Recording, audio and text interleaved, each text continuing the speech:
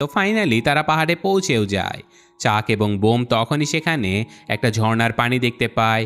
ওরা দুজন ঝর্ণার পানি দেখে সঙ্গে সঙ্গে তাতে লাফিয়ে পড়ে এবং মজা করার জন্য সাঁতার কাটতে থাকে। রেড বলে যে একবার আগে ভালো করে দেখে নেওয়া উচিত ছিল। তারপর দেখা যায় যে সেই পানি যেখানে তারা সাঁতার কাটছিল সেখানে মাইটি ঈগল প্রস্রাব করত। বেচারা চাক এবং বোম তখন নিজেদেরকে ভালোভাবে পরিষ্কার করতে শুরু করে দেয়। এরপর মাইটি ঈগল ওদের সাথে দেখা করার জন্য ডেকে পাঠায়। সেখানে রেড বলে যে আমাদের আপনার সাহায্য দরকার, কিন্তু মাইটি ঈগল সেখানে নিজের প্রশংসায় মগ্ন ছিল। সে নিজের ট্রফি আর প্রাইজ দেখাতে থাকে এবং নাচতেও শুরু করে। ওদিকে বার্ড আইল্যান্ডে পিগরা আলাদা আলাদা ধরনের মেশিন নিয়ে এসেছে যাতে করে তাদের বেলুন সব সময় ফুলে থাকে। এই দৃশ্যটা দেখে সকল পাখিরাই বিভ্রান্ত হয়ে পড়ে এবং বেলুনগুলো নিয়ে খেলা শুরু করে দেয়।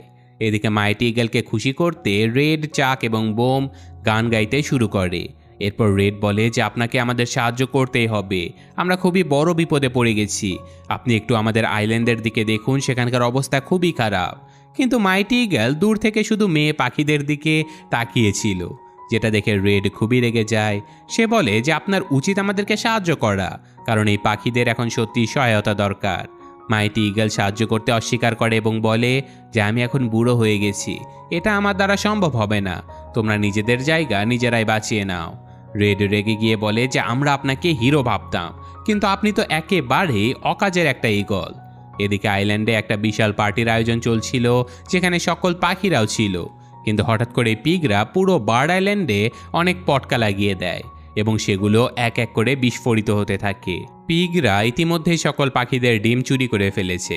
রেড বলে যে আমাদের দ্রুত এটা সবাইকে জানাতে হবে, তাই চাক এই পার্টিটা থামানোর জন্য দ্রুত ছুটে চলে যায়। ওদিকে রেড আর বোম পিগদের থামানোর চেষ্টা করে। রেড বোমকে বলে যে তুই শুধু ফেটে যা, যাতে করে পানির মধ্যে একটা ঝাঁকুনি তৈরি হয় আর পিগরা ডিম নিয়ে পালাতে না পারে।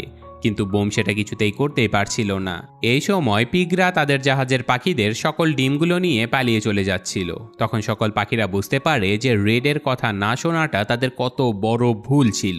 তারা রেডের কাছে ক্ষমা চায় এবং তাকে নিজেদের নেতা বানিয়ে ফেলে। তারপর তারা জিজ্ঞাসা করে যে এখন আমাদের কি করতে হবে। রেড বলে যে তোমাদের সকলের প্রথম কাজ হলো এত ইনোসেন্ট না হয়ে প্রচণ্ড রাগী হতে হবে। যতক্ষণ না আমরা অ্যাংরি হচ্ছি ততক্ষণ পর্যন্ত আমরা একসঙ্গে লড়াই করতে পারবো না। এখন সকল বড় বড় পাখিরা ছোট ছোট পাখিদেরকে অ্যাংরি বানানোর চেষ্টা করছিল। তারপর তারা সবাই মিলে পানিতে যাবার জন্য একটা নৌকা বানিয়ে ফেলে। ওদিকে দেখা যায় যে গত কয়েকদিনে লিওনার্ড ছিল এই পুরো পরিকল্পনার নেতা, যে কিনা এখন পিগ আইল্যান্ডে একটা ক্যাসেলের ভেতরে রয়েছে। সে হলো এই পিগ আইল্যান্ডের রাজা। সে সকল পিগদেরকে বলে যে আজকের খাবারে আমরা সবাই পাখিদের ডিমের অমলেট খাবো। অন্যদিকে সকল পাখি এখন মাউন্টেনের উপরে পৌঁছে গেছে আর তাদের সামনে ছিল সেই প্লেন যেটা থেকে তারা স্লিংশট ব্যবহার করে ক্যাসেলের ফেস্টিভ্যালে পৌঁছানোর পরিকল্পনা করছিল। নিশ্চয়ই আমরা অনেকে অ্যাংরি বার্ডের গেম খেলেছি, যেখানে একটা নির্দিষ্ট জিনিসের দিকে লক্ষ্য করে পাখিদেরকে নিক্ষেপ করতে হয়। এখানেও একেবারে সেই রকমই ফিল হচ্ছিল, যেখানে পাখিরা একে একে নিখুঁত শট মারছিল, কিন্তু তারা কেউই ঠিকমতো পৌঁছাতে পারছিল না। এই পুরো দৃশ্যটা মাইটি ঈগল এক কোণে বসে দেখছিল এবং হাসছিল।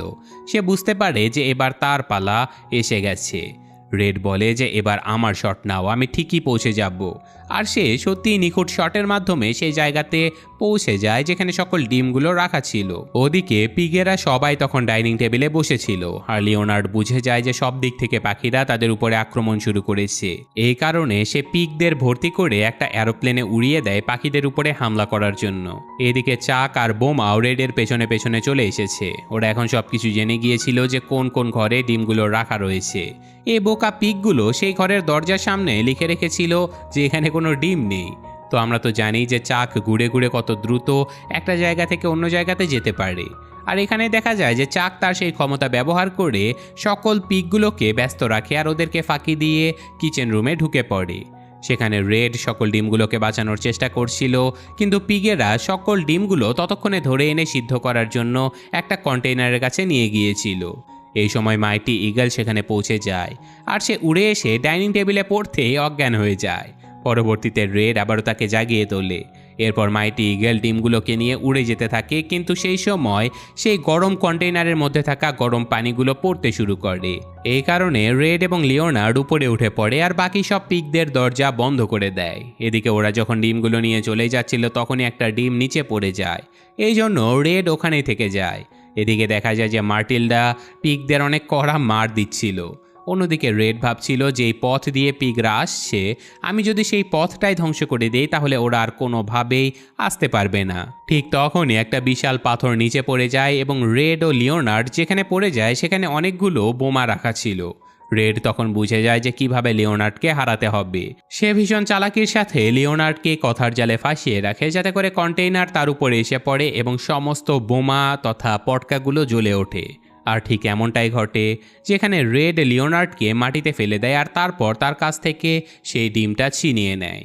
এরপর কন্টেইনারটা লিওনার্ডের উপরে গিয়ে পড়ে, যেখানে বড় একটা বিস্ফোরণ ঘটে। সবাই মনে করে যে এই বিস্ফোরণের কারণে রেড হয়তো মারা গেছে। এদিকে সমস্ত পাখিরা তাদের নিজেদের ডিম পেয়ে গিয়েছিল, কিন্তু নীল রঙের সে পাখি দম্পতির ডিম পড়ে গিয়েছিল। তারা সবার মধ্যে খুবই মন খারাপ করে দাঁড়িয়েছিল, কিন্তু তখনই ধ্বংসস্তূপের মধ্যে থেকে রেড সেই নীল পাখিটার ডিম নিয়ে বেরিয়ে চলে আসে। ডিমটার ভেতর থেকে ইতিমধ্যে ছোট ছোট 3টে খুবই কিউট ব্লু রঙের পাখির বাচ্চা বেরিয়ে এসেছে। তো এখন ছোট ছোট সেই নীল পাখিগুলোর বাবা মা রেডকে অনেক ধন্যবাদ জানায় এবং সেই সাথে তারা মাইটি ইগেলেরও অনেক প্রশংসা করতে থাকে। এরপর তারা সবাই তাদের বার্ডল্যান্ডে ফিরে যায়, যেখানে বার্ডল্যান্ডের মধ্যে বাকি পাখিরা মিলে উপহার হিসেবে রেডকে একটা সুন্দর বাড়ি বানিয়ে দেয়। আর সকল ছোট ছোট পাখিরা রেডের জন্য গান গাইতে শুরু করে। এদিকে চাক এবং বোম ভাবতে থাকে যে হয়তো রেড তার নতুন বাড়িতে তাদের আমন্ত্রণ জানাবে, কিন্তু রেড ঘরে ঢুকেই তার দরজা বন্ধ করে দেয়। তবে কিছুক্ষণ পর আবারও সে চাক এবং বোমকে তার বাড়িতে ডেকে পাঠায়। তো শেষ দৃশ্যে আমরা দেখতে পাই যে মাইটি ইগল স্পিকারে গান বাজিয়ে দারুণ নাচ করছে, যে কারণে প্রত্যেকটা বড় পাখিও নাচছিল, এমনকি যারা আগে নাচতেও পারতো না তারাও নাচছে।